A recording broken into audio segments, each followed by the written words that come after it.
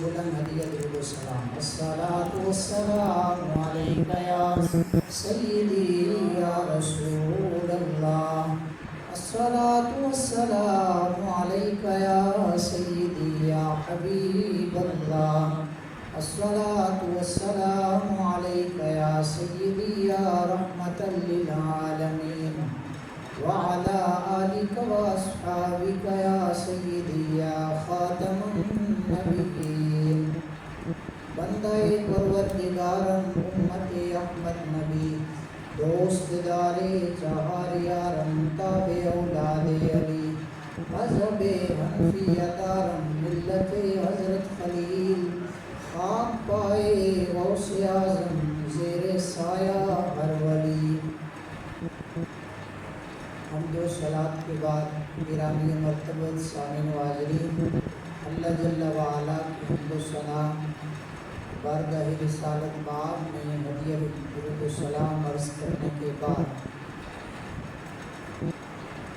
آج کے خطبہ جمعۃ المبارک میں چند گزارشات عالم اسلام کی عظیم شخصیت اہل سنت کی پہچان امام اہل سنت سیدی اعلیٰ حضرت امام احمد رضا خان قادری محدث بریلی رحمۃ اللہ علیہ کا تذکرہ مبارکہ کرنے کی سعادت حاصل کی ہے۔ دعا ہے خالق کائنات مجھ گنہگار کو کلمات خیر کی توفیق عطا فرمائے اور ہم سب کو سن سنا کر توفیق عمل عطا فرمائے۔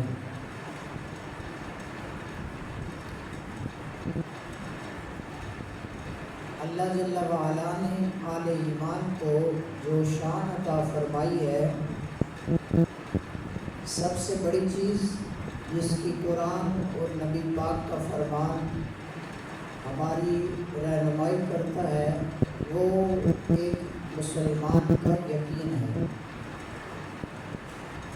قرآن بھی آل ایمان کو یقین کی تعلیم دیتا ہے، شک سے بچاتا ہے، وہم سے بچاتا ہے، تذبذب سے بچاتا ہے۔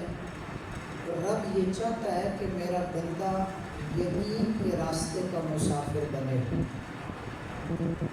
خالق کائنات جل وعلا اپنے پاک کلام سورہ بقرہ ابتدائی آیات میں ارشاد فرماتا ہے الذین یؤمنون بالغیب، فرمایا یہ قرآن متقی لوگوں کے لیے ہدایت ہے۔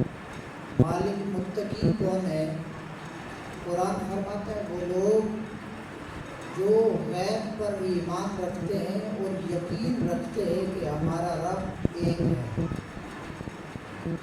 ہمارا خالق اور مالک اللہ ہے، بغیر دیکھے رب کی توحید کا اعلان کرتے ہیں، بغیر دیکھے رسالت مآب کی ختم نبوت اور نبوت کا اقرار کرتے ہیں، بغیر دیکھے قرآن مجید کی عظمت کا اقرار کرتے ہیں، بغیر دیکھے صحابہ کرام اور آل بیت کی عظمت کا اقرار کرتے ہیں۔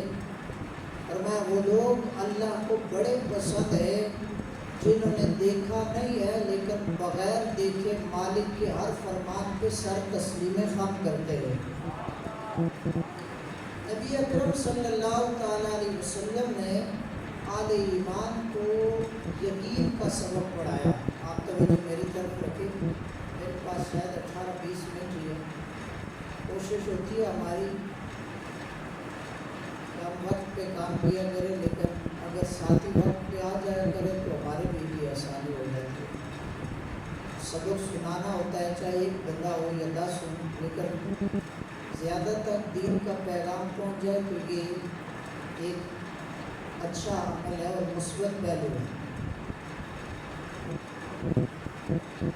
اللہ رب العزت نے قرآن میں مسلمان کو یقین کا سبق دیا، اور حدیث پاک میں آئے تو نبی پاک علیہ السلام نے اپنے صحابہ کو فرمایا اے میرے صحابہ، ساری دنیا مل کر اگر تجھے ذلیل کرنا چاہے اور اللہ عزت دینا چاہے تو دنیا ذلیل نہیں کر سکتی۔ یہ یقین کا سبق واقعہ مصطفیٰ سے صحابہ کو پڑھایا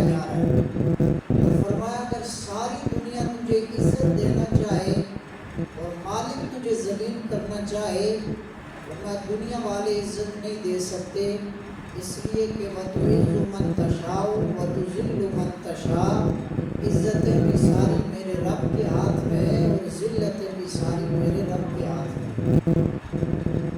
اِنَّکَ عَلیٰ کُلِّ شَیْءٍ قدیر، اور خالق ہر شے پر قدرت کاملہ رکھنے والا ہے۔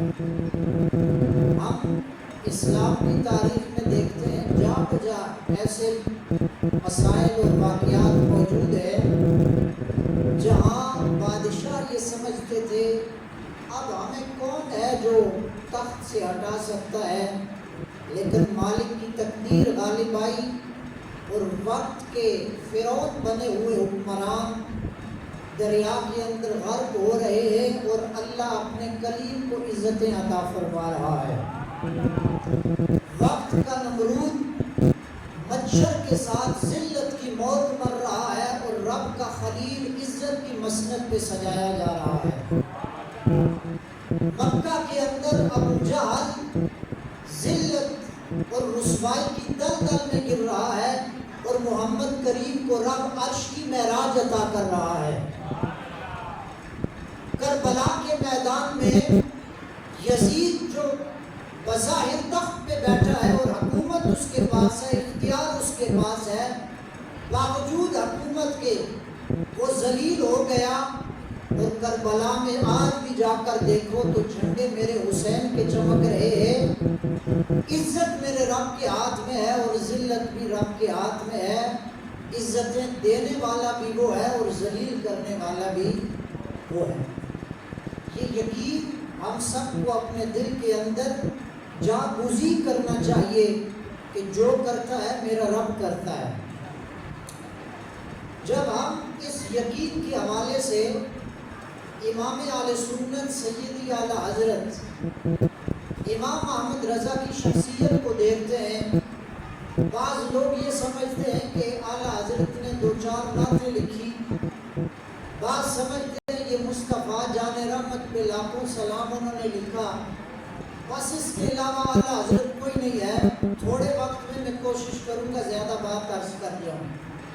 اعلیٰ حضرت کس بندے کا نام ہے جسے رب نے یقین اتنا عطا فرمایا تھا، 23 سال کی عمر میں اللہ نے آپ کو حج نصیب کیا۔